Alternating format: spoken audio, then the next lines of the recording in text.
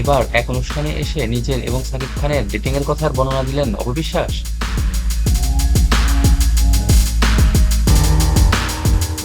ধরো আমরা উঠেছি, আমরা মনে করছি পৃথিবীতে কেউ দেখছে না, আমরা যাচ্ছি।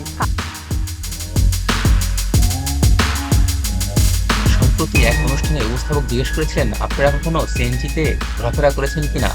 আমরা যখন প্রেম করতাম, ওকে বলেছি যে তোমার ড্রাইভার যেন যেটা আমি চাই না। তখন সে ক্যাব মাস্ক পরা আর আমিও মানে একটু কাভার করা আর মাস্ক পরা, বিভিন্ন সিএনজি করে একজন। উত্তরে অপবিশ্বাস বলে, আমরা সিএনজিতে অনেকবার ডেটিং করেছি। সাকিব খান মুখ ঢেকে রাখতো এবং আমিও মুখ ঢেকে রাখতাম এবং বিভিন্ন বাসায় ডেটিং এও গিয়েছি। গিয়েছিলাম আমাদের যে ফাইটে, মানে আমি মামাই ডাকি, ডন মামা, ডন মামার বাসায় আমরা গিয়েছিলাম। না ব্যাটে বলে মিলে যায়, এ পর্যন্ত ঠিক সেটাই হয়েছে যে আমার ব্যাটে বলে মিলে গেছে। আমি আসলে দেখি যে লোকজন কম এবং খুব বুঝতে শিখেছি যে এটা আমাদের একটা রিচুয়াল। তো সময়ের সাথে সাথে সেটাকে আসলে কোপ আপ করার ব্যাপারটা তো হবেই।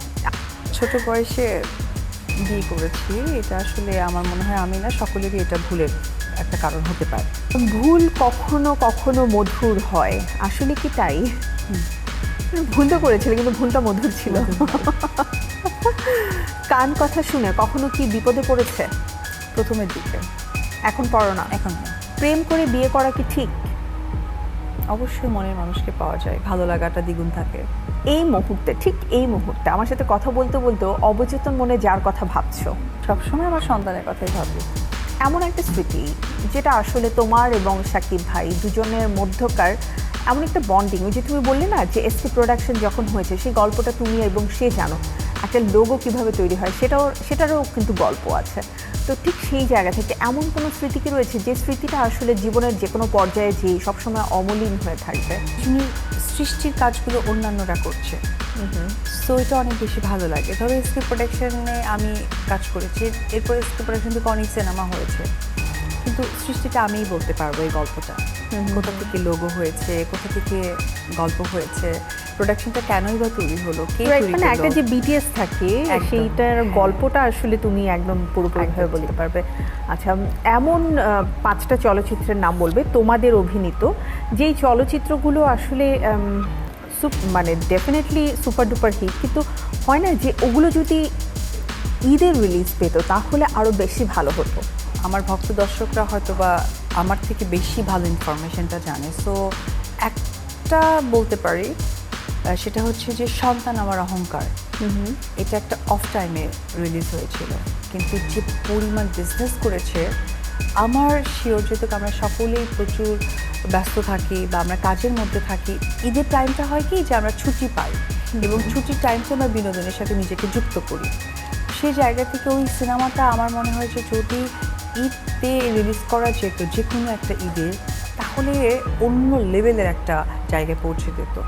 তারপরেও সন্তান আমার অহংকার এমন একটা বিগেট সিনেমা ইন্ডাস্ট্রির জন্য যে আমাদের প্রযোজক খুব বড় একটা ঘাটতিতে পড়ে গিয়েছিলেন, যেটা এই সিনেমার মধ্য দিয়ে তার কিন্তু ঘাটতি অনেকটা না বলতে পারো 100 না 200% কাভার আপ হয়ে গিয়েছিল। আমাদের প্রযোজকের নাম ছিল কালাম ভাই, উনি ফাইন্যান্সিয়ালি অনেক ঝামেলায় পড়ে গিয়েছিল। এই সিনেমার পর ওনার সমস্ত কিছু ঠিকঠাক করার পরেও আমাদেরকে নতুন একটি সিনেমার সাইনিং দিয়েছিল। ওয়াও! তো আসলে মানে সব কিছু মিলিয়ে যখন ব্যবসাটা ভালো হয় তখন মানুষ আবার কিন্তু উদ্যোগী হয় নতুন কাজ করার জন্য, এবং সেটাই হয়েছে। যেহেতু তোমাদের দুজনের মানে শাকিব খান এবং অপু বিশ্বাস এই জুটি সর্বাধিক চলচ্চিত্র করেছে বাংলা সিনেমার ইতিহাসে, 71টি, রাইট? নাকি আরও বেশি? 72টি, মানে একটা আমি মিস করে গেছি। সো 71টি চলচ্চিত্রের মধ্যে আসলে এটা তোমার জন্য টাফ, আমাদের জন্য টাফ, কিন্তু তারপরে হয় না যে এই একটা চলচ্চিত্র আমাদের ক্যারিয়ারের জন্য মাইল ফলক ছিল। তো অবশ্যই বলবো কোটি টাকার কাবিন, আনডাউটলি, যেখানে আমার সাকিবের একটা যে কেমিস্ট্রি, যেটা দর্শকের কাছে এত সুন্দরভাবে পৌঁছে গেছে, তখনই কিন্তু সাকিব অপুকে চিনতে শুরু করেছে, জানতে শুরু করেছে প্রযোজকরা। আর সারা জীবন যদি মনে রাখতে বলো তাহলে সারা জীবনই একটি কথাই বলে যাব, দেবদাস। দেবদাস, এবং ওখানে তো তোমাকে আমরা সম্পূর্ণ ভিন্ন রূপে দেখেছি, ভিন্নভাবে দেখেছি। পারবতী। দেবদাসের কোনো গান কি মনে আছে? হ্যাঁ, একটা রোমান্টিক গান আছে না, আমার হারিয়ে যাওয়া শেষ ঠিকানা তোমার দুটি চোখ। দেবদাসের পার্বতী অন্যরকম একটা অনুভূতি, শুধুমাত্র উপন্যাসে নয়, আমরা যতবার আসলে এই চলচ্চিত্রটা দেখেছি আমাদের মানে অনুভূতিটা অন্যরকম হয়েছে, এবং আমরা বোধ হয় সব কিছু ছাপিয়ে চলচ্চিত্র ওই দেবদাস আর পার্বতীকেই অলওয়েজ খুঁজে নিয়েছি। কাজের প্রসঙ্গে আবার একটু আসতে চাই, সেটি হচ্ছে লাল শাড়ির পরবর্তী স্টেপ কি?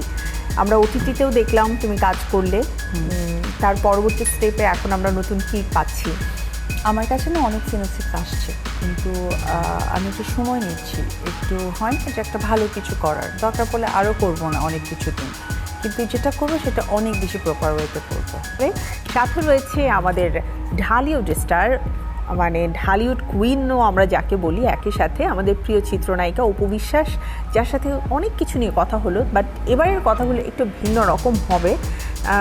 সবসময় তো কী হয়, একটা প্রশ্ন করে অনেক বড় উত্তর হয়, অথবা প্রশ্নটা অনেক বড় হয়, উত্তরটা ছোট হয়, বাট এবারে যেটা হবে এক কথায় প্রশ্ন, এক কথায় উত্তর। অপু বিশ্বাসের জীবনের প্রথম ভুল। ছোট বয়সে বিয়ে করেছি, এটা আসলে আমার মনে হয় আমি না সকলেরই এটা ভুলের একটা কারণ হতে পারে। ভুল কখনো কখনো মধুর হয়, আসলে কি তাই? ভুল তো করেছিলে, কিন্তু ভুলটা মধুর ছিল। কান কথা শুনে কখনো কি বিপদে পড়েছে? প্রথমের দিকে। এখন পড়ো না? এখন না। প্রেম করে বিয়ে করা কি ঠিক?